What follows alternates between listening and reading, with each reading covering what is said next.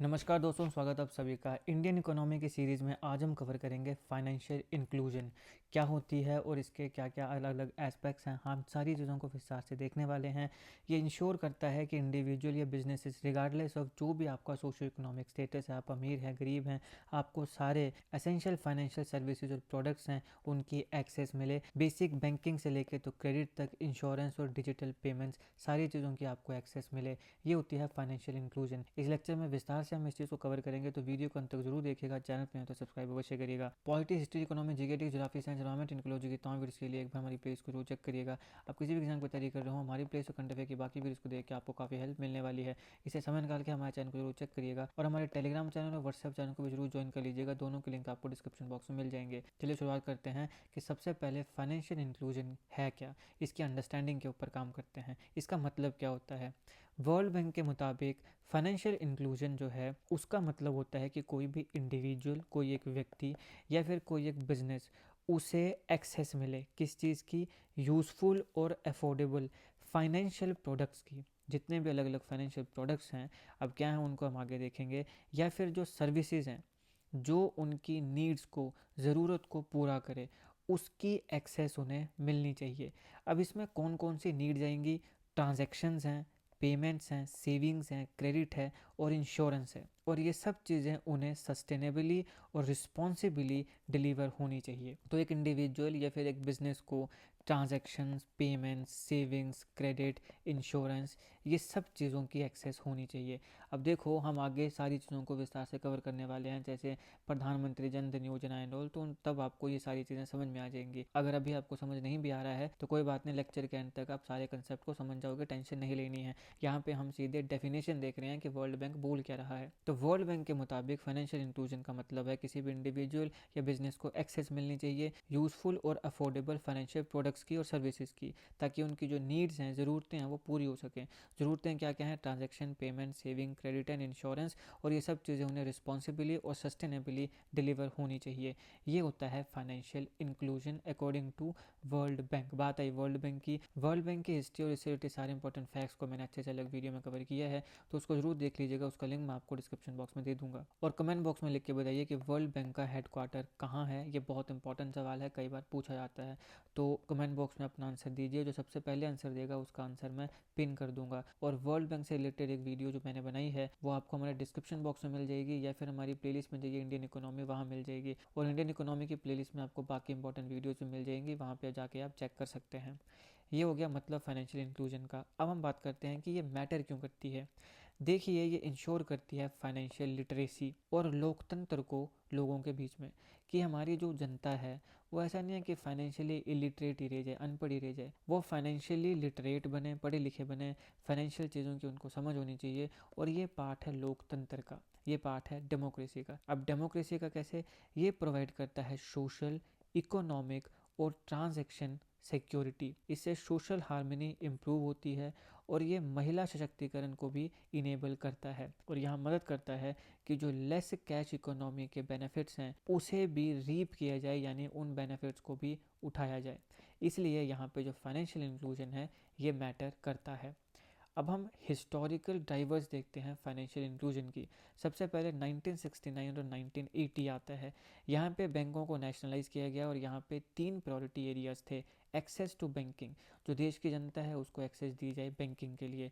दूसरा है access to affordable credit, affordable credit जो है वो हमारी जनता को मिले। तीसरा है access to free face to face money advice, यहाँ पे पैसे से रिलेटेड अगर किसी को एडवाइस चाहिए तो वो भी फ्री में दी जाए। ये चीज़ें हुई 1969 और 1980 में। ये पहला ड्राइवर था। दूसरा है प्रेजेंट डे, आज के समय क्या हो रहा है। आज के समय भी जो बैंकिंग सर्विसेज हैं उसको कॉमन मैन तक कैसे लाया जाए, इसके ऊपर फोकस हो रहा है। आज के समय आप देखो, डिजिटल पेमेंट है, आपकी बैंकों की अपनी ऐप्स हैं, बहुत से ऐसे काम हैं जो आप अपने फ़ोन में बैंक की ऐप के माध्यम से ही कर सकते हैं। तो यहाँ पे डिजिटल इनोवेशन और इंक्लूसिव पॉलिसीज़ के माध्यम से जो कॉमन मैन है उस तक यहाँ पे बैंकिंग सर्विसेज पहुँचाने का काम हो रहा है। कोर कंपोनेंट्स क्या होते हैं फाइनेंशियल इंक्लूजन के? सबसे पहला आता है बैंक अकाउंट। अब सबसे पहले तो बैंक अकाउंट होना चाहिए, तो यूनिवर्सल एक्सेस यहाँ पे बैंक अकाउंट्स के लिए मिलनी चाहिए। ये गेटवे है फाइनेंशियल सर्विसेज का। तो बैंक अकाउंट होना चाहिए, कोई भी व्यक्ति जाके आराम से अपना बैंक अकाउंट खुलवा सकता है। फिर आती है डिजिटल पेमेंट्स, तो यहाँ पे एक्सेस देना ज़रूरी है डिजिटल पेमेंट सर्विसेज की, और जो पेनिट्रेशन है उसको इंक्रीज़ करने के ऊपर भी काम हो रहा है। लेकिन अभी भी हमारे भारत में डिजिटल इलिटरेसी काफ़ी ज़्यादा है, और ये संभवतः एक बहुत बड़ा चैलेंज है।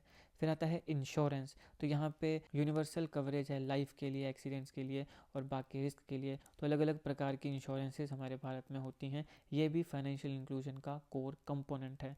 और फिर एसेट डाइवर्सिफिकेशन है, तो यहाँ पे कैपिटल मार्केट जो है हाउस होल्ड पोर्टफोलियोज़ के लिए, वहाँ पे पार्टिसिपेशन को इंक्रीज़ करने का काम भी हो रहा है। तो फाइनेंशियल इंक्लूजन में ये कोर कंपोनेंट्स आते हैं, बैंक अकाउंट्स आता है, डिजिटल पेमेंट्स, एसेट डाइवर्सिफिकेशन और इंश्योरेंस। अब हम सोशल सिक्योरिटी एंड जस्टिस की बात करते हैं। देखिए, ये जो सिस्टम ऑफ पेमेंट है या फिर सिटीजन्स को जो ये असिस्टेंस गवर्नमेंट प्रोवाइड कर रही है, जो मदद गवर्नमेंट प्रोवाइड कर रही है, किन केसेस में, अनएम्प्लॉयमेंट में, एज्ड में, जब बूढ़े हो जा रहे हैं तो पेंशन एंड ऑल, फिर अगर कोई पुअर है, गरीब है, तो कोई हैंडीकैप है या फिर कोई बीमार है, ये जो असिस्टेंस यहाँ पे प्रोवाइड की जा रही है, यहाँ पे क्या क्या आता है? डिस्ट्रीब्यूशन ऑफ वेल्थ आता है, अपॉर्चुनिटीज़ आती हैं, और रिजर्वेशन है जॉब्स में या एडमिशन्स में, इलेक्शंस में, तो उस प्रकार के प्रिविलेज भी आते हैं। और फिर यहाँ पे जो सिविल राइट की प्रोटेक्शन है, उनके लीगल सेफगार्ड्स भी आते हैं। तो यहाँ पे क्या हो रही है? यहाँ पे सोशल सिक्योरिटी जो है उसके ऊपर काम किया जा रहा है।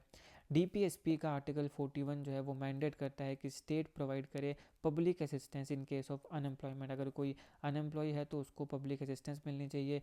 ओल्ड एज है, कोई बूढ़ा है तो उसको पब्लिक असिस्टेंस मिलनी चाहिए। कोई बीमार है तो उसे असिस्टेंस मिलनी चाहिए। कोई डिसेबल है तो उसे असिस्टेंस मिलनी चाहिए। फिर डीपीएसपी का ही आर्टिकल 42 आता है जो मैटरनिटी रिलीफ की बात करता है, और यहाँ पे जस्ट और ह्यूमेन वर्किंग कंडीशंस होनी चाहिए, इसकी बात भी करता है। ह्यूमेन वर्किंग कंडीशंस पे आर्टिकल 23 और 24 के ऊपर भी बात होती है, जो कि फंडामेंटल राइट्स में आता है। Right against exploitation, Indian polity में मैंने इसको ऑलरेडी कवर किया है, आप जरूर देखिएगा, लिंक डिस्क्रिप्शन बॉक्स में मैं दे दूंगा। बात आई डीपीएसपीज़ की, बहुत इंपॉर्टेंट है, कई बार सवाल बनता है। डीपीएसपीज़ की फुल फॉर्म होती है directive principle of state policy, इनको भी मैंने अच्छे से अलग वीडियो में कवर किया है। हर एक कंसेप्ट को, हर एक आर्टिकल को विस्तार से वहाँ कवर किया गया है। इंडियन पॉलिटी सीरीज़ में जाइए, वहाँ पे आपको इंडियन पॉलिटी से रिलेटेड काफ़ी वीडियोज़ मिल जाएंगी, इंक्लूडिंग डीपीएसपी और फंडामेंटल राइट, और इसका लिंक मैं आपको डिस्क्रिप्शन में भी दे दूंगा, एक बार जरूर देख लीजिएगा। डीपीएसपी से रिलेटेड मैंने एमसीक्यू उसको भी कवर किया है एक अलग वीडियो में। तो डीपीएसपी से रिलेटेड 2 वीडियोज़ और ये राइट अगेंस्ट एक्सप्लॉयटेशन, लिंक आपको डिस्क्रिप्शन बॉक्स में मिल जाएगा।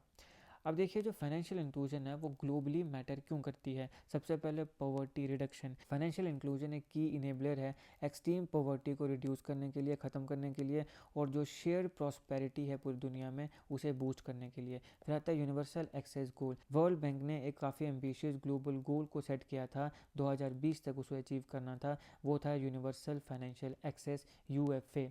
और फिर सस्टेनेबल डेवलपमेंट आती है, तो यहाँ पे 7 सस्टेनेबल गोल्स के लिए इसको इनेबलर की तरह देखा गया है, आइडेंटिफाई किया गया है फाइनेंशियल इंक्लूजन को। अब मल्टीप्लायर इफेक्ट्स क्या होते हैं फाइनेंशियल इंक्लूजन में? सबसे पहले डेवलपमेंट, तो यहाँ पे हायर सेविंग्स, ज़्यादा से ज़्यादा पैसे को सेव करो। फिर यहाँ पे इनकम इनक्वालिटी और जो गरीबी है उसको डिक्रीज़ करो, और एम्प्लॉयमेंट अपॉर्चुनिटीज़ को इंक्रीज़ करो। फिर आता है ग्रोथ, तो यहाँ पे जो फॉर्मल क्रेडिट है वो एंटरप्रेन्योरशिप को प्रमोट करता है या उसकी एक्सेस को प्रमोट करता है पूरे के पूरे देश में। और सर्विस डिलीवरी है, तो यहाँ पे डायरेक्ट रीच है टारगेटेड बेनिफिशरीज़ के लिए थ्रू एफिशिएंट सिस्टम्स, ये मल्टीप्लायर इफेक्ट्स हैं। अब यहाँ पे जो फाइनेंशियल इंक्लूजन है, इससे महिला सशक्तिकरण कैसे हो रहा है? देखिए, यहाँ पे जो हाउस होल्ड फाइनेंसेस हैं, वहाँ पे जब फाइनेंशियल इंक्लूजन की इन्वॉल्वमेंट हो जाती है तो उससे इंडिपेंडेंस और सेल्फ रिलायंस प्रमोट होता है।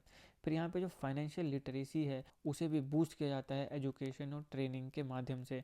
फिर आता है कि यहाँ पे सेविंग्स और जो क्रेडिट हैं बिजनेस वेंचर्स के लिए, उनकी एक्सेस भी दी जा रही है, और मोबाइल फ़ोन ओनरशिप दी जा रही है फाइनेंशियल ट्रांजैक्शंस के लिए। और यहाँ पे वुमेन स्पेसिफिक बेनिफिट्स भी हैं, जैसे कि लोअर इंटरेस्ट रेट्स हैं, बेटर सेविंग इंसेंटिव्स हैं। कुछ ऐसे एग्जांपल्स आते हैं फाइनेंशियल इंक्लूजन के लिए, जैसे कि मुद्रा लोन है, अटल पेंशन योजना है, प्रधानमंत्री जन धन योजना है, प्रधानमंत्री जीवन ज्योति बीमा योजना है, प्रधानमंत्री सुरक्षा बीमा योजना है, और स्टैंड अप इंडिया है। ये सारे के सारे किस चीज़ को बताते हैं? फाइनेंशियल इंक्लूजन को बताते हैं। एडवांटेजेस क्या होती हैं? इकोनॉमिक इक्विटी, यहाँ पे गरीब और अमीर के बीच का जो गैप है उसे रिड्यूस करने का काम होता है। कैसे? फाइनेंशियल कंडीशंस को बूस्ट करके, और जो डिसएडवांटेज पॉपुलेशन है उनके लिविंग स्टैंडर्ड्स को इम्प्रूव करके। दूसरा आता है एफिशिएंट ट्रांजैक्शंस, यहाँ पे जो डेली इकोनॉमिक एक्टिविटीज़ हैं उनके लिए काफ़ी लोअर ट्रांजैक्शन कॉस्ट हैं। इसके साथ से यहाँ पे इमरजेंसी के लिए इकोनॉमिक बफर्स बनाने के लिए भी इनेबल किया जाता है। तो यहाँ एफिशिएंट ट्रांजैक्शंस हो रही हैं। बेटर गवर्नेंस की बात करें तो गवर्नमेंट जो है किसी भी प्रकार की जो सब्सिडीज़ में लीकेज है उसको ख़त्म करने का काम कर रहा है। तो इसीलिए यहाँ पे डायरेक्ट ट्रांसफ़र है और बेटर मॉनिटरिंग हो रहा है डिजिटल टेक्नोलॉजी के यूज़ का। कैपिटल फॉर्मेशन होती है, अवेलेबल सेविंग्स को इंक्रीज़ करना और कैपिटल फॉर्मेशन रेट को इंक्रीज़ करना। इससे क्या होगा? नई बिजनेस अपॉर्चुनिटीज़ जो हैं उन्हें भी टैप किया जा सकता है। ये एडवांटेजेस हैं। High cost of financial inclusion, अब यहाँ पे एम्प्लॉयमेंट बैरियर्स आते हैं। कई एम्प्लॉयज़ के लिए जो जॉब्स हैं वो एक्सेप्ट करना काफ़ी डिफ़िकल्ट हो जा रही हैं, क्योंकि अकाउंट्स में इलेक्ट्रॉनिकली वहाँ पे जो वेजेस हैं वो पे करने पड़ रहे हैं। अब ध्यान रखिए, ये एम्प्लॉई की बात नहीं हो रही है, एम्प्लॉयर की बात हो रही है जो नौकरी दे रहा है। क्रेडिट स्कोर के ऊपर इम्पैक्ट पड़ रहा है। जब बाकी फाइनेंशियल प्रोडक्ट्स के लिए एक्सेस बढ़ रही है तो इसके डायरेक्ट डेबिट कैपेबिलिटी के ऊपर इसका असर पड़ रहा है। और यहाँ पे जो लैक ऑफ बैंक अकाउंट्स हैं, अगर बैंक अकाउंट्स की कमी है तो क्रेडिट स्कोर्स भी रिड्यूस हो रहे हैं। फिर प्रेडेटरी लेंडिंग आती है, तो यहाँ पे इलीगल लेंडर्स का फिर एक ऑप्शन बच जाता है, और यहाँ पे एक्सटोर्शनेट चार्जेस जो हैं वो लगते हैं, जो कि परपेचुअल इंडेटनेस का या गरीबी का एक विशियस साइकिल है। लॉस्ट बेनिफिट्स, देखिए इनफॉर्मल सेवर्स जो होते हैं वो इंटरेस्ट रेट से कोई भी बेनिफिट उनको नहीं मिलता है, टैक्स एडवांटेजेस से उनको बेनिफिट नहीं मिलता है, और फिर वो थेफ्ट के लिए काफ़ी वनरेबल हो जाते हैं। ये थोड़ी प्रॉब्लम्स आती हैं। अब यहाँ पे हम बैंकिंग सेक्टर के एवोल्यूशन को देखते हैं फाइनेंशियल इंक्लूजन के लिए। हम बात तो कर रहे हैं फाइनेंशियल इंक्लूजन की, हम बात कर रहे हैं कि ज़्यादा से ज़्यादा बैंक अकाउंट्स खुलने चाहिए, लेकिन इन सारी चीज़ों को मेंटेन करने के लिए हमारा जो बैंकिंग सेक्टर है उसका इवोल्यूशन समय के साथ कैसे हुआ। तो सबसे पहले बात करते हैं 1955 से 80, जो नेशनलाइजेशन का ईरा था। यहाँ पर बैंकों को नेशनलाइज किया गया ताकि जो कस्टमर बेस है उसे इम्प्रूव किया जा सके और पूरे के पूरे भारत के अलग अलग जो हिस्से हैं वहाँ तक बैंक पहुँच सकें। फिर आता है 1969, जहाँ पे बैंक स्कीम्स हमें देखने को मिली। तो स्टेट कोऑपरेटिव बैंक्स थे जिन्होंने लीड रोल लिया डिस्ट्रिक्ट्स में सर्विस एरिया अप्रोच को देने के लिए। फिर आता है 1976, जहाँ पे रीजनल रूरल बैंक्स आए। तो आरआरबीज को एक्ट के माध्यम से इस्टेब्लिश किया गया ताकि रूरल एरियाज़ में बैंकिंग को एक्सपेंड किया जा सके। 1992 में एसएचजी बैंक लिंकेज आती है। एसएचजी मतलब self help group bank linkage program. इसको एस के कालिया कमेटी की रिकमेंडेशन के ऊपर पायलट प्रोजेक्ट की तरह शुरू किया गया था 1992 में। अब ये बहुत इंपॉर्टेंट कमेटी है। सीधा सवाल बन सकता है, ध्यान में रखना है, सीधा सवाल बनेगा कि self help group bank linkage program, इसको किस कमेटी की रिकमेंडेशन पे लाया गया था? तो इसको एस के कालिया कमेटी की रिकमेंडेशन पे लाया गया था। ये बहुत इंपॉर्टेंट फैक्ट है, इसको आपने ध्यान में रखना है, एग्जामिनेशन में आ सकता है। फिर 2005 से 6 का जो समय था वो एक्सेसिबिलिटी पुश था। यहाँ पे आरबीआई ने परमिट किया no frills account zero balance के साथ, यानी कि अगर आपका ज़ीरो बैलेंस है, 1 भी रुपया नहीं है, तो भी आप अपने बैंक अकाउंट को खोल सकते हो। और फिर बैंकिंग बिजनेस कॉरेस्पॉन्डेंट एजेंट्स यहाँ पे लाए गए। तो इससे क्या होगा? एक्सेसिबिलिटी बढ़ेगी कि एटलीस्ट आप बिना पैसे के ही सही बैंक में अपना अकाउंट तो खोलिए। फिर 2014 से 20 का समय है जो डिजिटल रिवोल्यूशन का समय है। यहाँ पे जन धन योजना, payment banks, small finance banks, national strategy for financial inclusion 2019 से 2024, ये सब चीज़ें हमें देखने को मिली जो कि डिजिटल इंडिया की तरफ हमें लेके जा रहा है। तो इस प्रकार से बैंकिंग सेक्टर का इवोल्यूशन हुआ है फाइनेंशियल इंक्लूजन के लिए। अब हम बार बार बात कर रहे हैं PMJDY, दैट इज़ प्रधानमंत्री जन धन योजना। तो बहुत इंपॉर्टेंट योजना है ये। इसे डिपार्टमेंट ऑफ इकोनॉमिक अफेयर्स ने लॉन्च किया था 2014 में, और ये 2 फेजेस में लॉन्च हुई थी। इसका एम है यूनिवर्सल एक्सेस प्रोवाइड करना बैंकिंग फैसिलिटीज़ के लिए, यानी जितने ज़्यादा लोग हो सके उनको बैंकों के साथ जोड़ना, ये एम था। अब यहाँ पे बहुत इंपॉर्टेंट है कि इसको किसके द्वारा लॉन्च किया गया, तो डिपार्टमेंट ऑफ इकोनॉमिक अफेयर्स। बहुत इंपॉर्टेंट है कि इसको कौन से ईयर में लॉन्च किया गया था, सीधा सवाल ईयर से बन सकता है। तो 2014 में इसको लॉन्च किया गया था। पिछले कुछ समय से हम कई एग्जामिनेशन में देख रहे हैं कि मान लो आपको यहाँ पे 4 इस प्रकार की स्कीम्स दे दी जाएंगी और यहाँ पे ईयर बता दिए जाएंगे। फिर आपको यहाँ मैच करना है कि कौन सी स्कीम कौन से ईयर में आई थी। तो इस प्रकार के काफ़ी सवाल हमें देखने को मिले हैं, तो इसलिए यहाँ पे आपने ईयर बहुत ज़्यादा ध्यान रखना है कि यहाँ पे प्रधानमंत्री जन धन योजना ये 2014 में शुरू हुई थी। अब देखो यहाँ पे इसका एम क्या था, फाइनेंशियल लिटरेसी। फिर है बैंकिंग विद इन 5 किलोमीटर्स, अपने घर के जहाँ पर भी रहते हो वहाँ पे 5 किलोमीटर के अंतर्गत आपको बैंकिंग फैसिलिटी मिलेगी। रुपए डेबिट कार्ड यहाँ पे आया और क्रेडिट गारंटी फंड यहाँ पे आए इसके तहत। और यहाँ पे डायरेक्ट बेनिफिट ट्रांसफ़र भी होने लगे, यानी जो सब्सिडी वगैरह है वो सीधे बैंक अकाउंट में पहुँच रही है। और यहाँ पे क्या आया, माइक्रो इंश्योरेंस एंड पेंशन, ये सब चीज़ें भी प्रधानमंत्री जन धन योजना के तहत आई हैं। तो ये सारे इसके फीचर्स हैं प्रधानमंत्री जन धन योजना के। इसके अकाउंट फीचर्स क्या हैं, सबसे पहले बेसिक सेविंग्स अकाउंट की बात करें तो कोई भी व्यक्ति जो 10 साल से ऊपर है जिसकी उम्र, वो जीरो बैलेंस अकाउंट के साथ अपना खाता खोल सकता है। लेकिन जो चेकबुक है वो तभी इशू होगी जब उसमें बैलेंस होगा। यहाँ पे मंथली विड्रॉल्स के ऊपर रिस्ट्रिक्शंस हैं।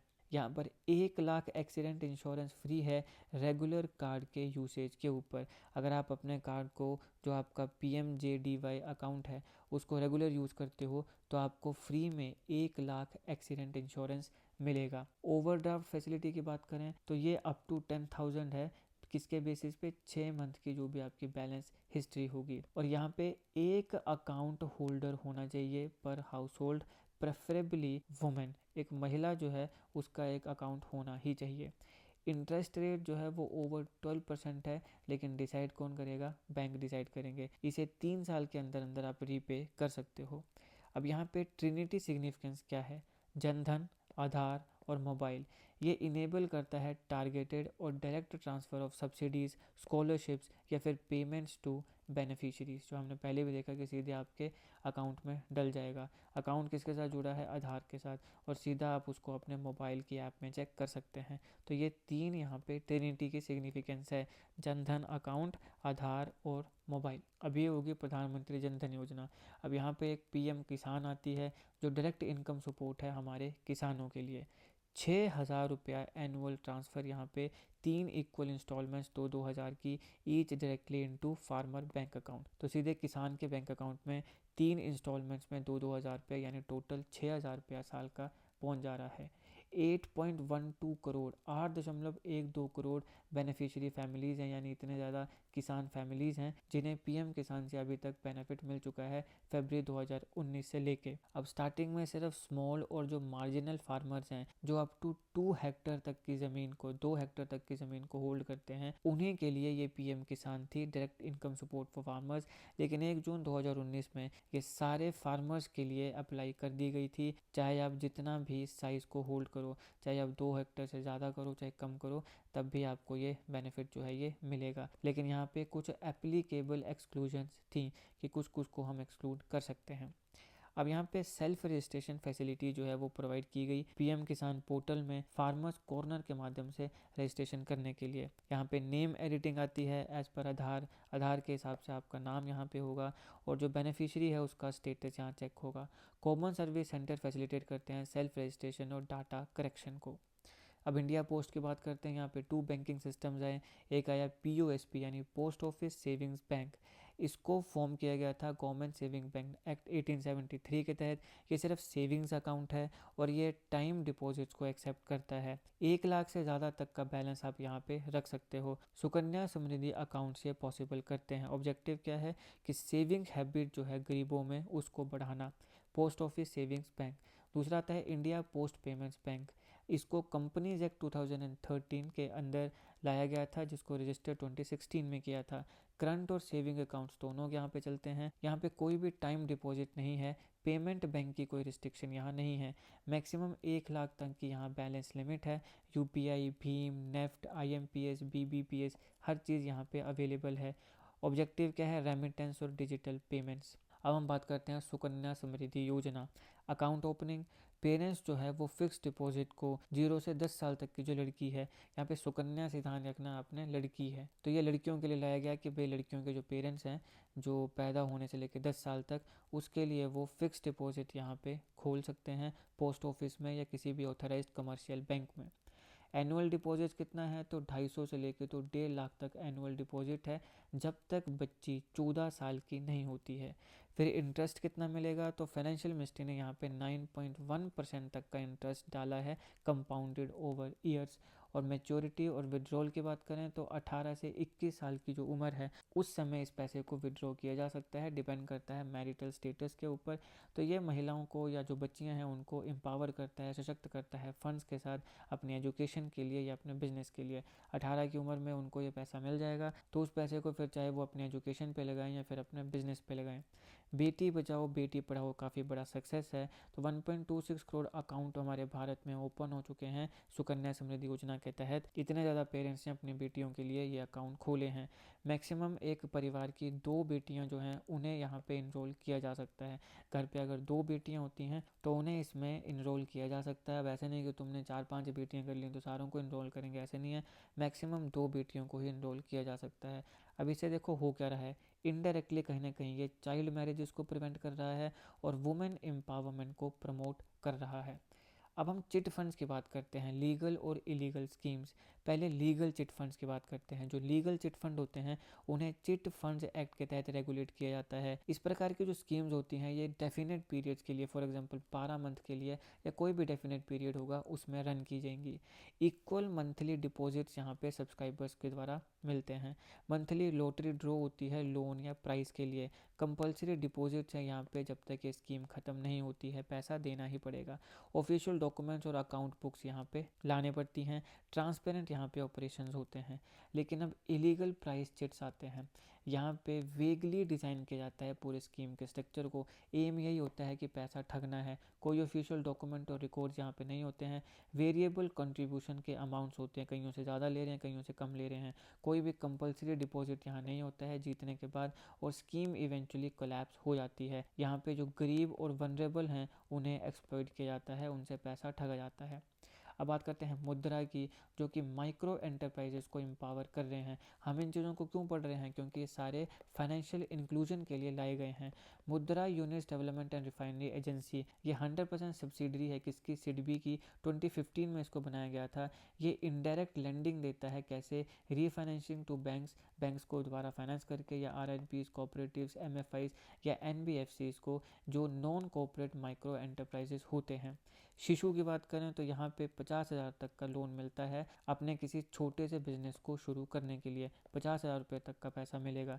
शिशु हो गया छोटा, किशोर हो गया जो बीच का होगा, तो यहाँ पे 50,000 से 5 लाख तक का मिलेगा अपने एंटरप्राइज को ग्रो करने के लिए। और फिर तरुण आता है तो 5 लाख से 10 लाख रुपये तक का लोन मिलेगा अपने बिजनेसेस को इस्टेब्लिश करने के लिए। तो जहाँ पे सबसे कम मिलेगा यानी अप टू 50,000 उसको शिशु बोलेंगे, फिर 50,000 से 5 लाख उसे किशोर बोलेंगे, 5 लाख से 10 लाख उसे तरुण बोलेंगे। की फीचर्स क्या हैं, जितने भी मुद्रा लोन्स होते हैं ये कोलेटरल फ्री होते हैं। लेंडर का जो लॉस होता है उसको credit guarantee fund for micro units, इस फंड के तहत कवर किया जाता है। और इस फंड को ऑपरेट कौन करता है, national credit guarantee trustee company limited. और अगर हम इसके बजट की बात करें तो SHG यानी सेल्फ हेल्प ग्रुप में एक महिला को 1 लाख रुपए तक का मुद्रा लोन मिल सकता है, इतने के लिए ये एलिजिबल है। अब आगे क्या किया जा सकता है, फाइनेंशियल इंक्लूजन का फ्यूचर क्या है। सबसे पहले रीजनल सेंसिटिविटी, यहाँ पे कुछ ऐसी स्ट्रेटेजीज को बनाया जा सकता है जो रीजनल, डेमोग्राफिक या फिर जेंडर रिलेटेड फैक्टर्स को कंसीडर करे। डिजिटल इंफ्रास्ट्रक्चर, यहाँ पे लैंड रिकॉर्ड्स की डिजिटाइजेशन है। जो हमारे सेल्फ हेल्प ग्रुप्स हैं उनको फाइनेंशियल मेन स्ट्रीम में लाने की बात है। और जो एक्सेसिबल सर्विसेज हैं उनकी प्रॉपर रेगुलेशन की बात है। एक्सेसिबिलिटी फॉर ऑल, तो यहाँ पे जो फाइनेंशियल सर्विसेज हैं उन्हें ऐसे लोग जो डिसेबल हैं उनके लिए भी एक्सेसिबल बनाना चाहिए, ताकि वो जो नॉन डिसेबल पर्सन है, जो नॉर्मल आदमी है, कोई डिसेबिलिटी नहीं है, उनके बराबर वो आ सकें। फिर आता है ग्रास रूट्स रिसर्च, तो यहाँ पे ये समझना बहुत ज़रूरी है कि जो लोग हैं वो मनी लेंडर्स को क्यों प्रेफर करते हैं despite extensive formal banking networks. आज हमारे देश में इतना व्यापक बैंकिंग नेटवर्क है, फिर भी कुछ ऐसे लोग क्यों जो मनी लेंडर्स हैं उन्हें प्रेफर करते हैं। इसका ग्रास रूट प्रॉब्लम क्या है, इसको समझना बहुत ज़रूरी है। डेटा प्रोटेक्शन की बात करें तो यहाँ पे रोबस्ट डेटा प्रोटेक्शन रिजीम को एग्जामिन करना और इम्प्लीमेंट करना बहुत ज़रूरी है, क्योंकि यहाँ पे जो आधार है वो फाइनेंशियल इंक्लूजन गोल्स के लिए एडवांस हो चुका है। फाइनेंशियल लिटरेसी बहुत ज़रूरी है। अब देखो हमारे भारत में एक बहुत बड़ी प्रॉब्लम है कि 76% जो इंडियन एडल्ट्स हैं वो बेसिक फाइनेंशियल कंसेप्ट को नहीं समझते हैं। तो इसलिए यहाँ पे कम्प्रिहेंसिव एजुकेशन के ऊपर काम करना चाहिए ताकि हमारे जो एडल्ट्स हैं, इंडियन एडल्ट्स हैं, वो बेसिक फाइनेंशियल कंसेप्ट को समझ सकें। तो ये सब चीज़ें की जा सकती हैं। तो दोस्तों ये है फाइनेंशियल इंक्लूजन। यहाँ पे विस्तार से हमने इस पूरे टॉपिक को कवर कर लिया है। आई होप आपको वीडियो अच्छी लगी। अगर आपको अच्छी लगी तो लाइक करिएगा, शेयर करिएगा। Polity, history, economy, GK, geography, science, environment, ecology के तमाम वीडियोस के लिए एक बार हमारी प्लेलिस्ट को जरूर चेक करिएगा। आप किसी भी एग्जाम की तैयारी कर रहे हो, हमारी प्लेलिस्ट और करंट अफेयर के बाकी वीडियोस को देख के आपको काफ़ी हेल्प मिलने वाली है। इसे समय निकाल के हमारे चैनल को जरूर चेक करिएगा। जीके, करंट अफेयर और जीके टिक्स की ऐसी वीडियोस के लिए हमारे चैनल को सब्सक्राइब करिएगा। बेल आइकॉन को जरूर दबा दीजिएगा ताकि किसी वीडियो की नोटिफिकेशन आपसे मिस ना हो। और हमारे टेलीग्राम और व्हाट्सएप चैनल को भी जरूर ज्वाइन कर लीजिएगा। दोनों के लिंक डिस्क्रिप्शन में मिल जाएंगे। बाकी जो वीडियोस मैंने बताई हैं उन सब के लिंक भी डिस्क्रिप्शन में मिल जाएंगे। और जो मैंने आपसे क्वेश्चन पूछा है उसका आंसर कमेंट बॉक्स में लिखना बिल्कुल मत भूलिएगा। जो भी सबसे पहले राइट आंसर देगा उसका आंसर मैं पिन कर दूंगा। आपका बहुत बहुत धन्यवाद।